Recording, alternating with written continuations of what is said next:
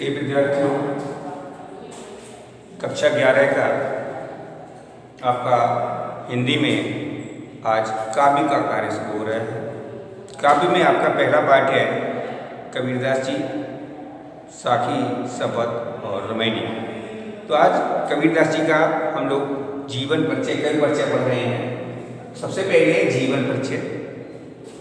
हिंदी साहित्य के महान समाज सुधारक, संत, गुरु, भक्ति और समाज में फैले हुए आडंबरों का विरोध करने वाले महान संत कबीरदास जी का जन्म सन 1398 ईस्वी को काशी में हुआ था। काशी में आज की बनारस में हुआ था। इनका जन्म के संबंध में अनेक जनश्रुतियां हैं, कहानियां हैं। तो एक जनश्रुति के अनुसार इनका जन्म एक विधवा ब्राह्मणी के गर्भ से हुआ था।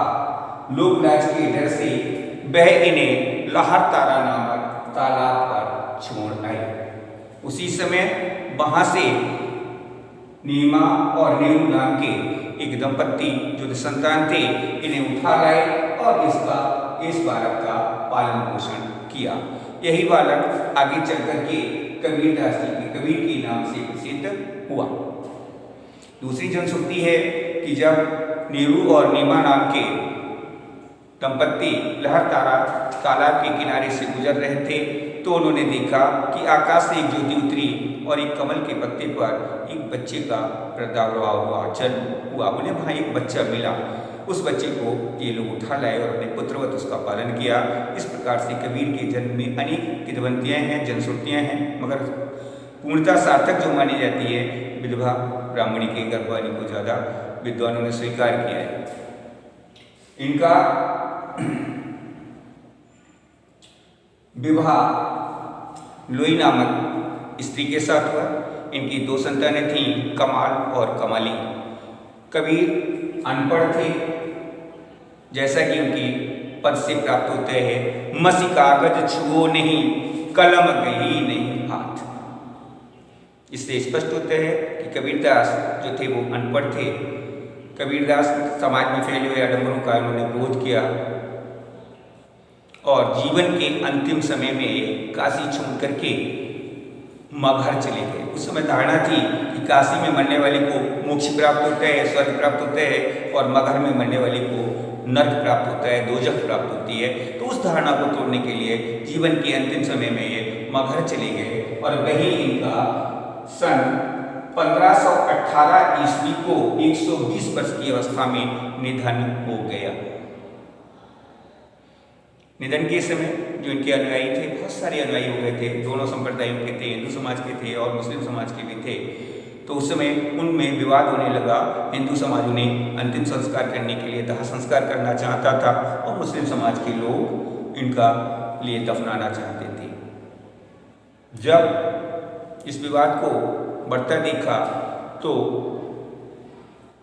एक आवाज सुनाई दी कि मेरी कफन को हटाओ।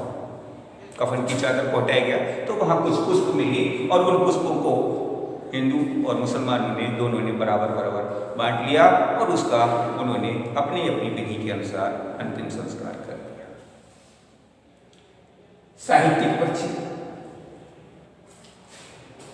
महान संत ईश्वर की भक्ति के किया करते थे, महान संत थे, समाज में सुधारक। समाज में पहले ही कोई प्रथाएं, आडंबर, दिखावा, उनका इन्होंने विरोध किया। उन्होंने हिंदुओं की बुराई करते हुए कहा,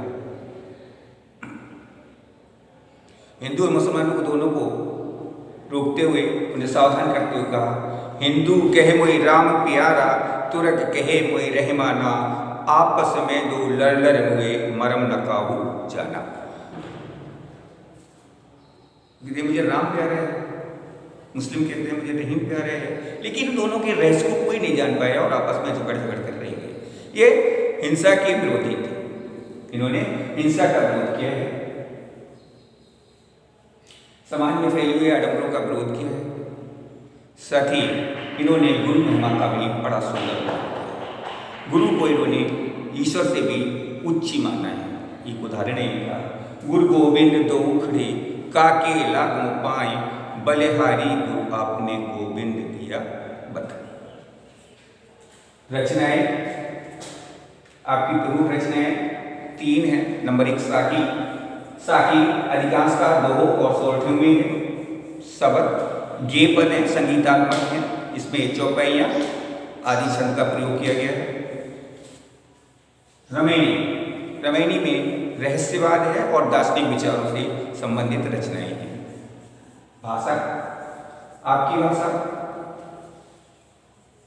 सदुपरी भाषा थी, संतों के साथ रहते थे, तो इनकी भाषा में ज़्यादातर पंजाबी, राजस्थानी, अवधी और स्थानीय भाषाओं के शब्द थे। इसलिए हिंदी साहित्य के विद्वानों ने इनकी भाषा को पंचमेली भाषा अथवा सदुपरी भाषा अथवा खिचड़ी भाषा के नाम की संज्ञा दी है। शैली आपने अपनी रचनाओं में खंडनात्मक, विरोध करने वाली, उपदेशात्मक तथा अनुभूति व्यंजक शैलियों का प्रयोग किया है।